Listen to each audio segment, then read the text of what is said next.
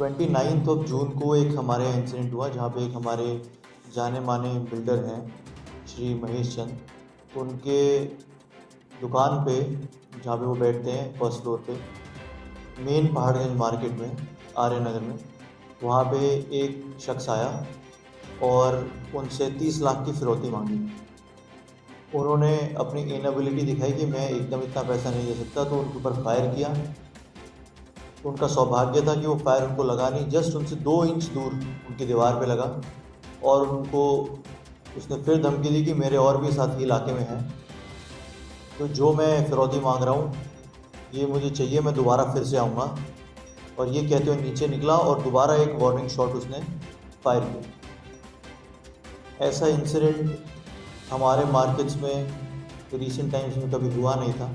बहुत पीसफुली जो market welfare है, लोकल काउंसलर्स हैं, सब मिलके अच्छे से चलाते थे। तो इस इंसिडेंट की वजह से एकदम बहुत पैनिक उस मार्केट में फैल गया।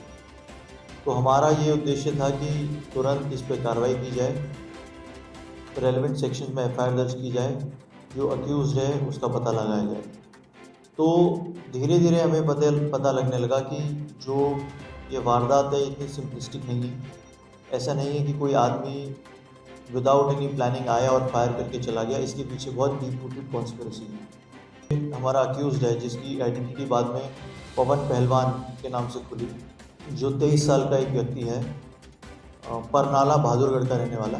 हमारे कंप्लेनेंट को डायरेक्ट थ्रेट कर रहा था वारदात के बाद, इस तरह की बातें बोल के इस बार बच गया, अगली बार बताता हूँ।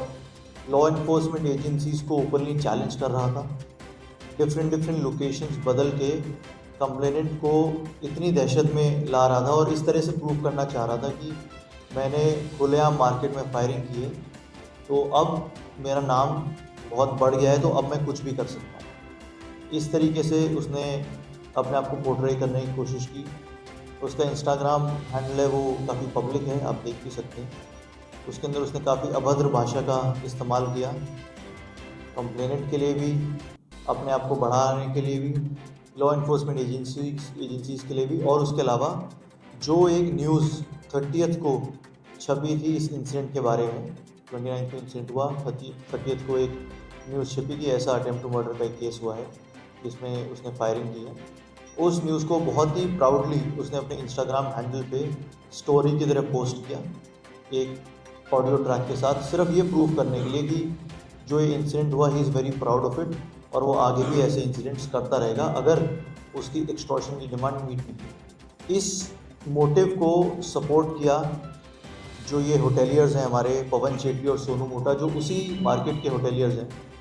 उन्होंने इसको सपोर्ट किया कि ये लोग, तो इन्होंने कंस्पायर किया कि अगर इस तरह की कोई वारदात हो जाती है तो उसका मार्केट भी डाउन हो जाएगा, हमारा मार्केट अप हो जाएगा, और अगर इसकी ऐसी दहशत रहती है तो ये लोग प्रोटेक्टेड रहेंगे और बाकी सब एक्सटॉर्शन मनी पवन पहलवान को देने लग जाएंगे, तो उसका भी बिजनेस इंटरेस्ट मीट हो जाएगा, पवन चेट्टी और सोनू मोटा का।